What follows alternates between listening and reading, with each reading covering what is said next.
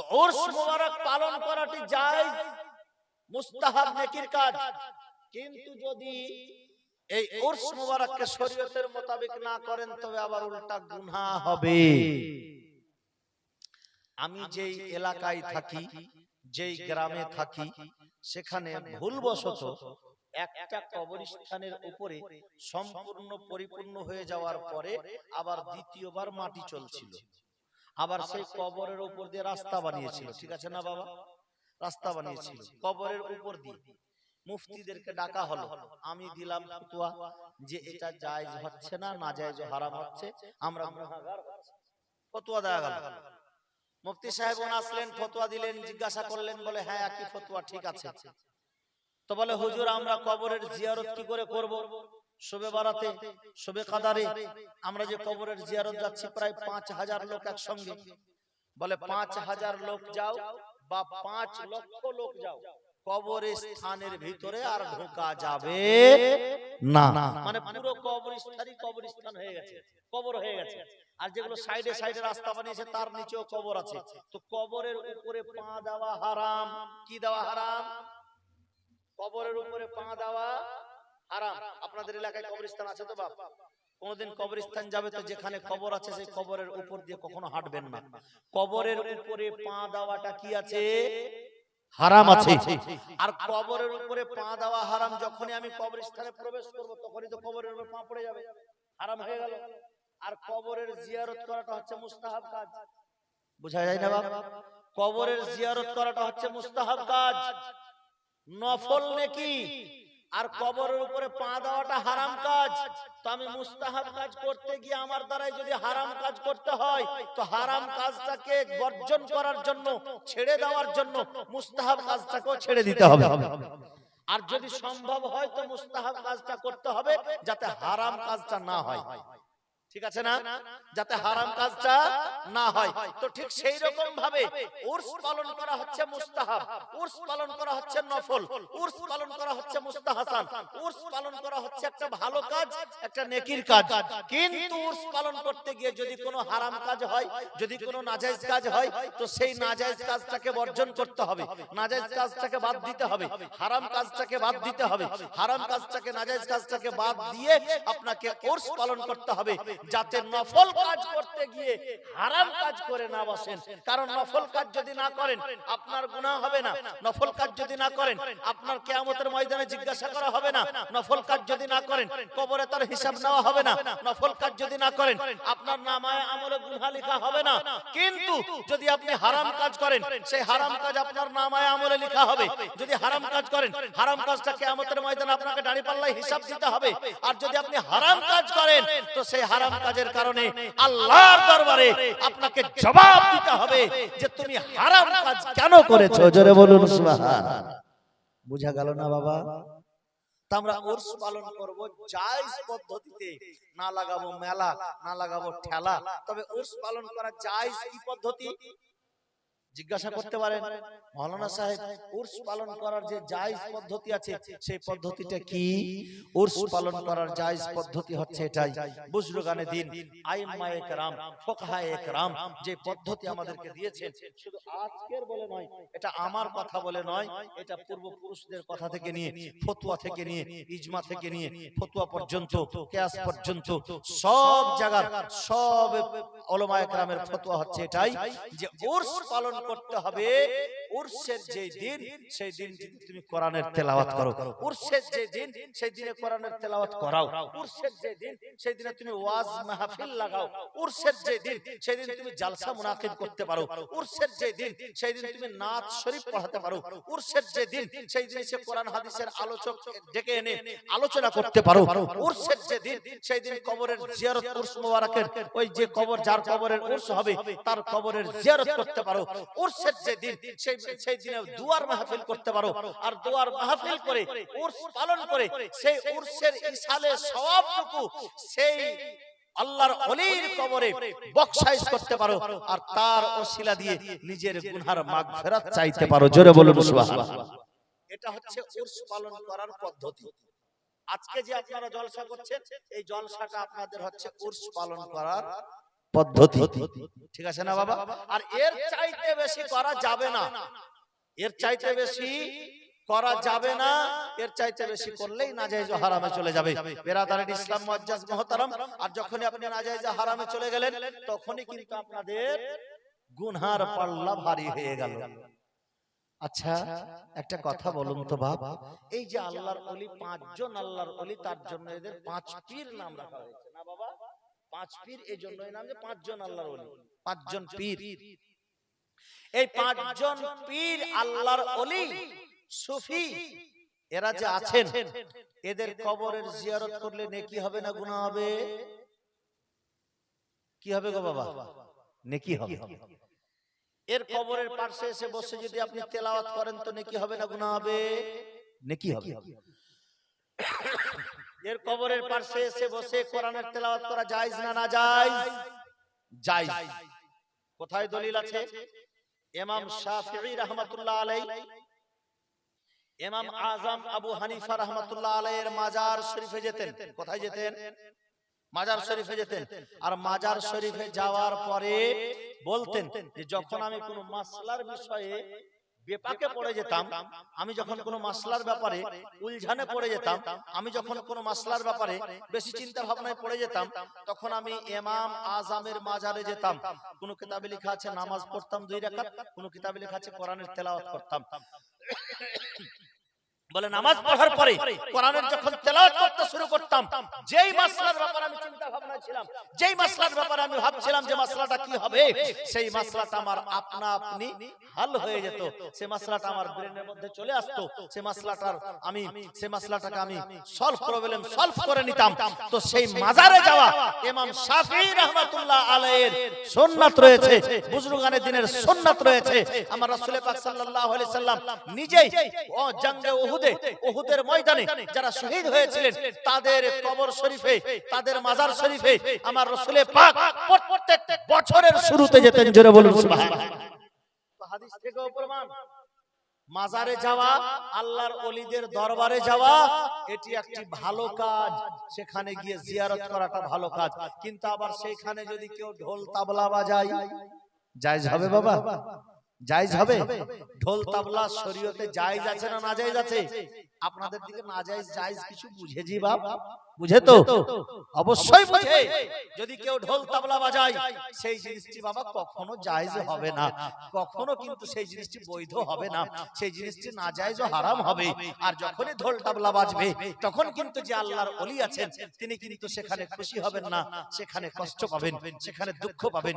এই পাঁচ পীরকে যদি আমরা ভালোবেসে থাকি, এই পাঁচ পীরের ওসিলায় দরকার পড়লে সেই জায়গাতে আপনি 10 জন আলিমকে ডেকে আপনি কোরআনের তেলাওয়াত করান, আপনি নাতে রাসূল পড়ান, আপনি বক্তব্য করান, কিন্তু কোনো হালাতে কোনো পরিস্থিতিতে ঢোল তাবলা চলবে না, নাজায়েজ ও হারাম। আপনিও গুনাহগার হবেন আর আপনার মহব্বতটা মিথ্যা প্রমাণ হবে।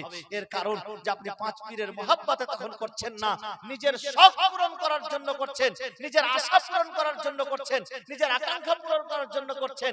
বেরাদারিন ইসলাম, তো নিজের আশা পূরণ করার জন্য যদি আপনি হারাম কাজ করেন তো ওই পাঁচ পীরের রহমত থেকেও বঞ্চিত থাকবেন, ওই পাঁচ পীরের নেগাহে কারাম থেকেও বঞ্চিত থাকবেন। আর এই জায়গাতে আপনার কোনো নেকি হবে না, বরং গুনাহ করে আপনাকে সেইখান থেকে যেতে হবে। এই বেরাদারিন ইসলাম মুআজ্জাজ মুহতারাম, আমি যে দুটো নেকির আশাতে কাজ করছি, আল্লাহু আকবার, সেই যদি নেকির জায়গাতে যদি গুনাহ হয়ে যায়, আমি নামাজ পড়তে যাচ্ছি, নামাজ পড়াটা নেকির কাজ, আমি কষ্ট করে ঠান্ডা রাত্রিতে উঠে গেলাম, আর ঠান্ডা রাত্রিতে উঠে যাওয়ার পরে আমি বিছানা ছেড়ে দিলাম, সকালে ফজরের টাইমে আমি ঘুম থেকে উঠেছি, আমার আরামের ঘুমটা নষ্ট করলাম, আর নামাজ পড়তে যাওয়ার সময় নামাজ পড়তে গিয়ে মসজিদে গিয়ে আবার ঠান্ডার ভয়ে ওযু না করি, যে বিনা ওযুতে নামাজ পড়ে নিলাম, নামাজটা যদি না হয় তো আপনার উঠাটা বেকার, আপনার যাওয়াটা বেকার, বরং আপনার যে কদমে কদমে নেকি হতো সেই নেকির জায়গাতে আপনার বরং গুনাহ হবে, ওই গুনাহটি আপনার প্লাস পয়েন্ট। বেরাদারিন ইসলাম, তো আপনার সবকিছুই ব্যর্থ চলে যাবে, লাস্ট পর্যন্ত আপনাকে জাহান্নামের লোকড়ি হয়ে যেতে হবে। এই বেরাদারিন ইসলাম, তার জন্য যেটা জায়েজ কাজ সেটাকে আমরাকে মেনে নিতে হবে, যেটা জায়েজ পদ্ধতি সেটাকে আমরাকে আমল করতে হবে, আর যেটা জায়েজ নাই সেটাকে নাজায়েজ মনে করতে হবে। শুনে রাখুন, ইমাম বুখারী আলাইহি রাহমাতুল্লাহি রিজওয়ান নিজের বুখারী শরীফ হাদিস নম্বর হচ্ছে 5590। কত বললাম? হাদিস নম্বর হচ্ছে 5590, আর হাদিসের পৃষ্ঠা নম্বর হচ্ছে 1024 পৃষ্ঠা। কত বললাম? 1024 পৃষ্ঠা। সেই হাদিসের রাবী হচ্ছে আবু আমির রাদিয়াল্লাহু তাআলা আনহু, ইয়া হযরতে মালিক বিন আশআরী রাদিয়াল্লাহু তাআলা আনহু। বিরাদারিন ইসলাম, এই দুজনের মধ্যে একজন রাবী মালিক আশআরী, আর না হলে হয়তো হযরতে আবু আমির riwayat করেছেন। এই হাদিসখানা আমার নবীজি বলতেছেন যে আমার উম্মতের মধ্যে কিছু উম্মত হবে যারা নাজায়েজ কাজকে, হারাম কাজকে তারা হালাল মনে করবে, তারা নাজায়েজ হারাম কাজকে হালাল মনে করবে, তারা কি বলে যে ঢোল তাবলাকে হালাল মনে করবে। বিরাদার, আমার রাসূল পাক সাল্লাল্লাহু আলাইহি সাল্লাম আজ থেকে 1450 বছর আগে বলে গেছেন। আর মুফতি আহমদ ইয়ার খান সুবহানাল্লাহ তো এর মধ্যে মিরাতুল মানাজিরের মধ্যে লিখেছেন, মিরাতুল মানাজির 7 খণ্ড, মিরাতুল মানাজিরের 123 পৃষ্ঠার মধ্যে লিখেছেন যে মানুষ গুনহার কাজ করবে, ঢোল তাবলা বাজাবে, আর সেটাকে জায়েজ মনে করবে, আর সেটাও আবার বলবে যে আমরা তো আল্লাহ আল্লাহর রাসূলের ধ্যানে ঢোল বাজাচ্ছিলাম, তাবলা বাজাচ্ছিলাম, এটা একটা অজুহাত পেশ করবে। কখনো সেটা জায়েজ নয়, সেটা সরাসরি হারাম ও নাজায়েজ। এই ফতোয়াকে আলা হযরত আজমুল বারকাত আলাইহি রাহমাতুল্লাহ রিজওয়ান নিজের ফতোয়ায়ে রিজভিয়ার মধ্যে লিখেছেন 24 খণ্ডের মধ্যে। সুবহানাল্লাহ, এই ফতোয়াকে ইমাম আহমদ রাজা খান ফাজিলে বেরেলভী 510 পৃষ্ঠার মধ্যে লিখে দিয়েছেন। সুবহানাল্লাহ, যে উম্মতে মুহাম্মাদির মধ্যে কিছু লোক আছে যারা ঢোল তাবলাকে পছন্দ করবে, যারা ঢোল তাবলাকে জায়েজ মনে করবে, সরাসরি সেটা নাজায়েজ ও হারাম। বিরাদারান ইসলাম, মুআজ্জাজ মুহতারাম সামাইন ইকরাম, বায়োজ্যেষ্ঠ বাবাজিরা আমার, পর্দানাশী ভাই ও ভগ্নীগণ আমার, আমি আপনাদেরকে বলতে চাই, বলে বুঝাতে চাই যে উরস মুবারক পালন করা তো জায়েজ, নেকির কাজ, কিন্তু এখানে যেন নাজায়েজ ও হারাম কাজ না হয়, না তো পুরো গ্রামবাসী গুনাহগার হবেন, পুরো গ্রামের মালিকানা গুনাহগার হবে, যারা উরস কমিটি তারা গুনাহগার হবে, যারা উরস পালন করাচ্ছে তারা গুনাহগার হবে। এর কারণ বুখারী ও মুসলিমের মুত্তাফাক আলাইহি হাদিস, আল্লাহর নবী সাল্লাল্লাহু আলাইহি সাল্লাম ইরশাদ করেন, কুল্লুকুম রাঈন ওয়া কুল্লুকুম মাসউলুন আন রাইয়াতিহি, তোমাদের মধ্যে প্রত্যেকটি লোক হচ্ছে জিম্মেদার, আর তার জিম্মেদারির জবাব তাকে কাল কিয়ামতের ময়দানে দিয়ে দিতে হবে। বিরাদার, যদি নাজায়েজ কাজ হয়, যদি হারাম কাজ হয়, সেখানে যদি কোনো আলিম ইনভলভ থাকে, সেখানে কোনো আলিম যদি সহযোগিতা করে, সেই আলিমেরও বিচার হবে। সেখানে যদি কোনো মরল সর্দার যদি সহযোগিতা করে, তারও বিচার হবে। কোনো সেক্রেটারি যদি বলে, তারও বিচার হবে। যদি সভাপতি বলে, তারও বিচার হবে। যদি কোনো আলিম এসে বলে, তারও বিচার হবে। এই বিরাদারান ইসলাম, কুল্লুকুম রাঈন ওয়া কুল্লুকুম মাসউলুন আন রাইয়াতিহি, তোমাদের মধ্যে প্রত্যেকজন জিম্মেদার, আর সেই জিম্মেদারির হিসাব নেওয়া হবে। যারা উরস কমিটি, উরস কমিটির কাছে উরসের হিসাব নেওয়া হবে, যে তুমি উরস লাগিয়েছিলা, উরসের সময় আলিমকে ডেকে তো বক্তব্য করিয়েছো, শায়েরকে ডেকে তো নাত পড়িয়েছো, কোরআন খানি তো করিয়েছো তালিব ইলমদেরকে ডেকে, কিন্তু তার মধ্যে আবার ঢোল তাবলাও বাজিয়েছো। এই ঢোল তাবলা বাজাতে তোমাকে কে বলেছে? এই বিরাদারান ইসলাম, মুআজ্জাজ মুহতারাম, তখন আপনি কি করবেন?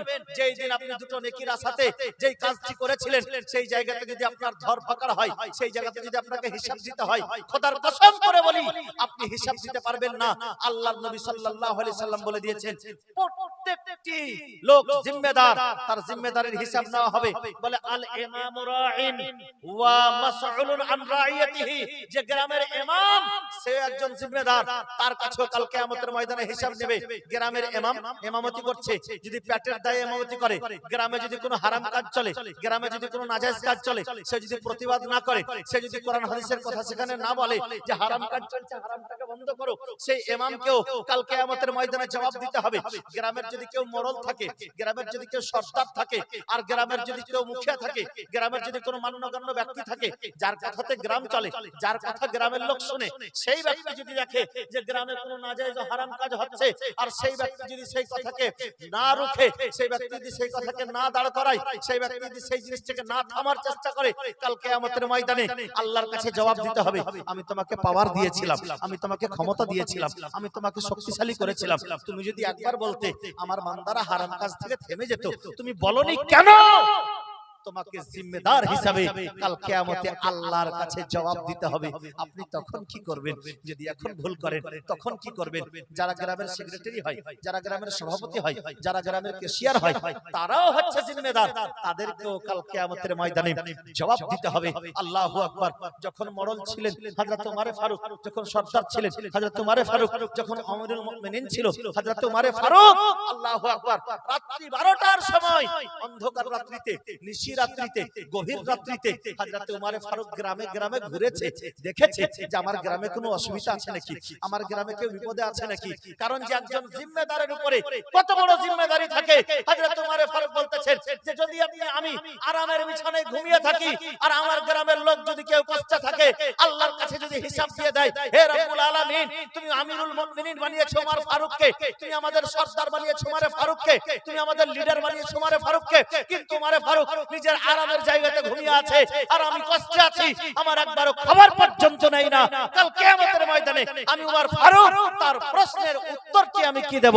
তার জন্য ওমর ফারুক রাত্রিবেলা একটা গোলামকে সঙ্গে নিয়ে আর রাত্রিবেলা গ্রামে ঘুরতেন আর দেখতেন কোথায় অসুবিধা আছে নাকি। এই বেরাদারের ইসলাম, যদি গ্রামে কোনো হারাম কাজ চলে, সেইখানকার যে ইমাম থাকবে তাকেও থামতে হবে, সেখানকার যে মডল সর্দার থাকবে তাকেও সেখানে বাধা দিতে হবে। গ্রামের মধ্যে যদি কেউ মান্যগণ্য ব্যক্তি থাকে, সভাপতি সেক্রেটারি থাকে, তাকেও মানা করতে হবে, না খবরদার আমার গ্রামে হারাম কাজ চলবে না। আচ্ছা, আপনাদের এলাকায় বাবা বিবাহ হয়? হয়তো বিবাহ সব এলাকায় হয়। আর বিবাহ বাড়িতে ডিজে বক্স আছে, গান বাজনা বাজে, বাজে না বাবা? ও বাপ, কথাগুলা যদি একটু তিতো লাগে রে বাপ, কিছু মাইন্ডে করবেন না, কিন্তু বুঝার চেষ্টা করবেন।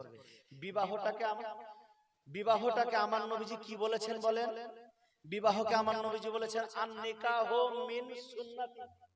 আপু বুঝতে পারছেন আমার কথা বাবা? আন নিকাহু মিন সুন্নতি। এ আমার মায়েরা শোনো, একজন মহিলা, একজন মাও জিম্মেদার। এই যে হাদিসে পাক পড়লাম, কাল কিয়ামতের ময়দানে আপনার বেটা বেটি ভুল করছে, এর হিসাব আপনাকেও দিতে হবে, ভাবিয়েন না। আমার নবীজি বলেছেন বিবাহটা হচ্ছে আমার সুন্নাত। এই শুভ বিবাহ সুন্নাত পালন করতে গিয়ে যদি গান বাজনা বাজান, তো হয় সুন্নাত পালন করেন, না তো গান বাজনা বাজান। দুটোকে এক জায়গাতে কেন করছেন? দুধকে আর মুদকে এক জায়গাতে কেন করছেন? দুধ আলাদা জিনিস, দুধ পান করার জিনিস, আর মুদ আবর্জনা ফেলে দেওয়ার জিনিস। দুটোকেই যদি এক জায়গাতে করেন, কত বড় গুনাহগার। পেশাব করতে ঢুকছেন না বাবা পেশাব খানায়, তো পেশাব খানায় থুথু ফেলা নিষেধ। কেন জানেন? এই থুথুটা পবিত্র জিনিস আর পেশাবটা অপবিত্র জিনিস। অপবিত্রের উপরে থুথু ফেলে পেশাবের উপরে থুথু ফেলাটা নিষেধ। এই জন্য অপবিত্রের উপরে আপনি পবিত্র মুখ থেকে একটা জিনিস ফেলছেন। গান বাজনা বাজানোটা সরাসরি হারাম, আর বিবাহটা হচ্ছে নবীর সুন্নাত। তো সুন্নাতে কেউ গান বাজাবে? আচ্ছা, নবীর সুন্নাত নামাজে পড়ছেন কিনা? পড়ছেন না বাবা? সুন্নাত নামাজ পড়ছেন না? ফরজ নামাজের সঙ্গে সঙ্গে সুন্নাত নামাজ পড়ছেন কিনা? তো ফরজ নামাজ যখন হয়ে গেল, যখন সুন্নাত পড়তে লাগলেন, তো মোবাইল পকেট থেকে বের করে আর একেবারে ডিকচা ডিকচা করে গান লাগিয়ে রেখে দিলেন আর সুন্নাত পড়তে লেগে গেলেন। হবে গো? দুটোকে এক জায়গাতে করে দিলেন, গানও শুনছেন সুন্নাতও পড়ছেন। তো নামাজ পড়াটা হচ্ছে সুন্নাত। আমার নবী বিবাহটাকে নিজের সুন্নাত বলেছেন, বলেছেন কিনা? বিবাহকে সুন্নাত বলেছেন। আর সুন্নাত আপনি পালন করবেন আর গান বাজিয়ে পালন করবেন, এটা জায়েজ হবে? এটা কত বড় গুনাহ। চুরি অন্য জায়গাতে যদি করে তো একটা আলাদা ব্যাপার, আর চুরি যদি মসজিদে গিয়ে করে কত বড় গুনাহ হবে। চুরি যদি মসজিদে গিয়ে করে কত বড় গুনাহ হবে। আপনি গীবত করছেন বাইরে রাস্তায় বসে চায়ের দোকানে, এটা তো গুনাহ। আপনি মসজিদে বসে যদি গীবত করতে লাগেন, আপনি মাঠে গেছেন ঘাস মারতে মারতে গান বলতে শুরু করেছেন, এটা আলাদা গুনাহ। আর মসজিদে বসে বসে আপনি যে গান বলতে শুরু করেছেন, এটা কত বড় গুনাহ হবে। আমার ভাষা বুঝতে পারছেন না বাবা? পারছেন? এবার শুনুন, আপনাদের মধ্যে অনেকে আছে যারা নামাজি, নামাজ পড়েন, পড়েন না বাবা? অনেকে আছে যারা নামাজ পড়েন। এই নামাজ যে আপনি পড়তে যান, আপনি যদি বাড়িতে নামাজ পড়েন তো কটা নেকি পাবেন, আর মসজিদে গিয়ে নামাজ পড়লে কটা নেকি পাবেন জানা আছে? কোন ব্যক্তি যদি বাড়িতে নামাজ পড়ে যতটা নেকি পাবে, মসজিদে গিয়ে জামাতের সহিত যদি নামাজ পড়ে তার চাইতে 27 গুণ বেশি নেকি পাবে। জোরে বলুন সুবহানাল্লাহ। কত গুণ বেশি গো? 27 গুণ বেশি নেকি পাবে। এর কারণ সেটা হচ্ছে নির্দিষ্ট ঘর, সেটা হচ্ছে আল্লাহর ঘর, সেটা হচ্ছে পবিত্র ঘর, সেটা হচ্ছে আল্লাহর পাকের ঘোষণা, আল্লাহর নবীজির ঘোষণা করা আল মসজিদু বাইতুল্লাহ, মসজিদ হচ্ছে আল্লাহর ঘর। যখন কোন ব্যক্তি মসজিদের দিকে রওনা হয় প্রতি কদমে তার 10টি করে নেকি লেখা হয়। আপনি যটা কদম ফেলবেন আপনার একটা একটা কদমে 10টা করে নেকি লেখা হবে। আপনি যটা কদম ফেলবেন একটা একটা কদমে 10টা করে নেকি লেখা হবে। আপনি মসজিদ পর্যন্ত যটা কদমে যাবেন, যদি 1000 কদমে যান, 1000 কে 10 দিয়ে গুণ করলে 10,000 হয়। সে 10,000 নেকি শুধু যাওয়াতে পেলেন, আসাতে 10,000, 20,000 নেকি আপনার হলো। নামাজ পড়াতে আবার 27 গুণ বেশি নেকি পাবেন জামাতের সহিত যদি নামাজ পড়েন তো। এই বেরাদারের ইসলাম। কিন্তু অনেক মানুষ আছে কি করে বাপ, যে মসজিদে যাবে না, লাট সাহেবী করে বাড়িতে নামাজ পড়বে। করে না বাবা, এরকম মানুষ আছে কি না? আছে। যদি কোনো ব্যক্তি বাড়িতে নামাজ পড়ে নামাজটা তো হবে, কিন্তু তারপরেও গুনাহগার হবে, কারণ জামাত ছেড়ে দিল। জামাত ধরাটা হচ্ছে ওয়াজিব। যদি সেই ব্যক্তি ওয়াজিব ছেড়ে দেয় আর ওয়াজিব ছেড়ে দেওয়ার যদি অভ্যাস করে নেয় তো সেই ব্যক্তির জন্য সেই ব্যক্তির সাক্ষী কবুল হবে না। সেই ব্যক্তি হচ্ছে মারদুদুস শাহাদাত, তার সাক্ষী কবুল হবে না, তার সাক্ষী রদ করে দেওয়া হবে। সেই ব্যক্তি হচ্ছে ফাসিকে মু'লিন, তার পিছে কোনোদিন নামাজ হবে না। সেই ব্যক্তি হচ্ছে ফাসিকে মু'লিন, তার পিছনে কোনো নামাজ হবে না। সে যদি আলিমও থাকে আর যদি ওয়াজিবকে ছেড়ে দেওয়ার অভ্যাস বানিয়ে নেয়, হারাম কাজ করার যদি অভ্যাস বানিয়ে নেয়, তবে তার পিছে নামাজ পর্যন্ত হবে না। জোরে বলুন আল্লাহু আকবার। আমি যে মশলাগালা বলছি বাপ, দুঃখ পাচ্ছেন না তো বাপ? আর যদি দুঃখ পান তো আমার তো কিছু করার নেই, কারণ এটা শরীয়তের মাসলা। আমি যদি আমার বাপের ঘরের কথা বলতাম বাবা, তো হয়তো অনেকেই দুঃখ পেয়ে নিতেন, কিন্তু না, এটা শরীয়তের কথা, কোরআন হাদিসের কথা। যদি কোরআন হাদিসের কথা, শরীয়তের কথা যদি আপনাকে কোনো আলিম বলে, আপনি অন্তর থেকে মেনে নিয়েন বাপ, কারণ কবরে যেতে হবে, কবরে আমাকেও যেতে হবে, কবরে আপনাকেও যেতে হবে। সেই কবরে আপনার শুধু নামায় আমলটি যাবে, আপনার আমল ছাড়া আর কেউ যাবে না। সেই কবরে যখন যাবেন তা আপনি যে ভালো কাজ করেছেন তার নেকিটা যাবে, যদি আপনি গুনহার কাজ করে থাকেন তার গুনহাটা যাবে। বেরাদার, তো সেই কবরে যাওয়ার পরে আপনি উত্তরটা কি দেবেন? কবরে যাওয়ার পরে আপনি জবাবটা কি দেবেন? যদি আপনি দুনিয়াতে ভালো কথা শোনার পরেও, সত্য কথা শোনার পরেও, হক কথা শোনার পরেও যদি হক কথার প্রতি আমল না করতে শিখেছেন, হক কথার প্রতি যদি আমল করার চেষ্টা না করেছেন, সে কবরে যাওয়ার পরে জবাব কি দিবেন? উত্তর কি দিবেন? মরণ তো আমাদের সবারই আসবে, আজকে আমার, কালকে আপনার। বলা হয়েছে মौत से किसको रुस्तगारी है, आज तेरी तो कल मेरी बारी है। कौन कहता है कि मोमिन मर गया, वो कैद से छूटा अपना घर गया। জোরে বলুন সুবহানাল্লাহ।